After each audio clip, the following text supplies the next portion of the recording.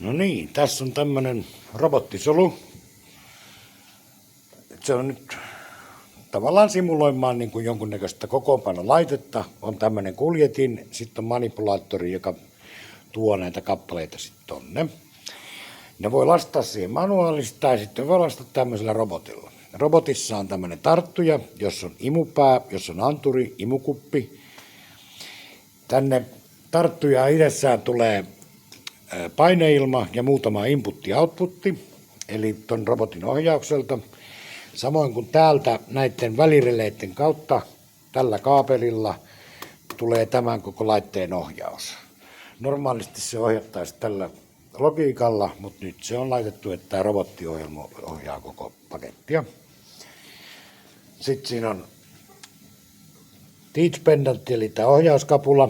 Siinä on starttia ja sitten siinä on näyttö. Siihen tulee tarvittaessa kysyy sieltä. Olen tehnyt sinne jotain kysymyksiä käsiajoon liittyen tai tuotantolukuihin. Samoin kuin tämmöinen on kytketty sitten niiden releiden kautta, että siinä on manuaalimoodi, jolloin tätä konetta voi ajaa yhden jakson kerrallaan. Sitten on merkkivalo, että kaikki on ok tuolla koneella. Tällä koneella nimenomaan, ei robotilla. Ja sitten on siihen käsiajoon nappi.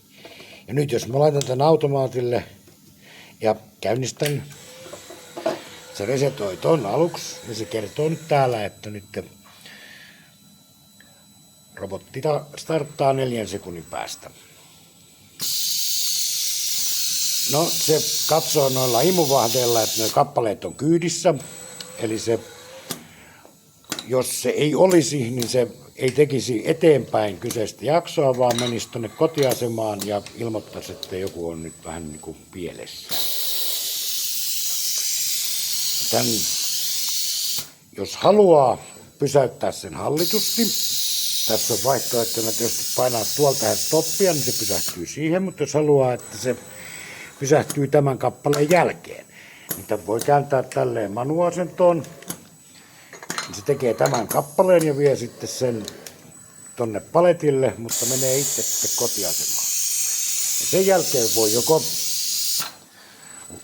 katsoa tuotantoluvut esimerkiksi vuoronvaihdossa, tai sitten voi myöskin ajaa manuaalisesti vaikka jonkun muutaman erivärisen kappaleen. Haluaako tuotantoluvut? En. No, tässä on se ominaisuus, kun tämän käynnistää nyt alusta, ja tämä on manuaalimoodilla, niin nyt sitä voi sitten alkaa ajamaan. Se kysyy toki, että oletko aikeissa ajaa sitä käsin. Olen. Ja tämä manuaalimoodi on niin kauan päällä, kun tämä kytkin on manuaalitilassa. No nyt jos mä painan tästä, niin se tekee yhden jakson. Ja tästä näkee nyt ehkä sen, toi valo syttyy tuohon sitten, se jakso on valmis. Sitten painaa seuraavan jakson. Jos sinne ei tulekaan kappaletta, mutta valohan nyt ei tietenkään sytty, mutta täällä lukee sitten, että anturi ei saa. Tää yrittää 2 kertaa. Mutta vain tämän kuljettimen tiimoilta. Kaikki muut on vain yhden kerran. No, minä löysin kappaleen, joten teen uudestaan sen. Eli täällä on molemmissa päissä on anturi ylös alas. Tuolla päässä on anturi, mutta muutamia antureita. No sitten jos haluaa jatkaa tuotantona, niin kääntää tämän automaatille. Ja se muistaa, missä se on ollut tuolla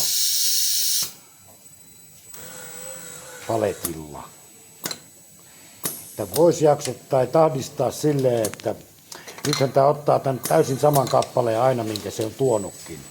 Eli jos tämä olisi vaikka joku valukone, jonne syötetään kappale ja sitten otetaan se sama kappale vaikka muovia lisättynä, niin tämä simuloi semmoista tilannetta. Tämä voisi tahdistaa niin, että tämä jättäisi tämän koneen tänne taaksekin toimimaan. Ja tähän voisi rakentaa bufferin, laittaa syön anturin vaikka lisää ja katsoisi, että onko siellä kappale vai ei. No nyt esimerkkinä silleen, että jos tää ei saiskaan tuota kappaletta tuolta. Nyt se menee kotiin murjottamaan, tai sehän kertoo täällä, että yksi kappale puuttuu ja jossain on vikaa. Tässä on imut päällä, eli toi anturitieto kertoo, että joku on mennyt pieleen.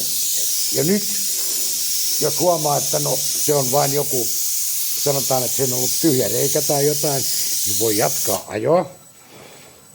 Mutta voi myöskin kääntää tuon manuaalimoodille ja tehdä sitten mitä haluaa esimerkiksi tälle laitteelle tai jollekin muulle.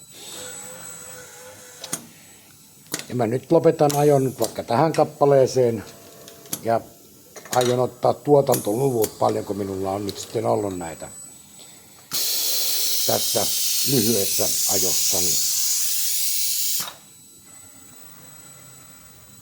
Ja tää liikkuu nyt 250, eli sen verran mitä nyt voi ilman näitä suoja-aitoja nyt liikuttaa robottia. Haluanko tuotantoluvut? No haluan. Edellisen stopin jälkeen 3. No ei ollut paljon, mutta seuraavan paletin se jatkaisi tästä aloittaen tuolta alusta, eli tuolta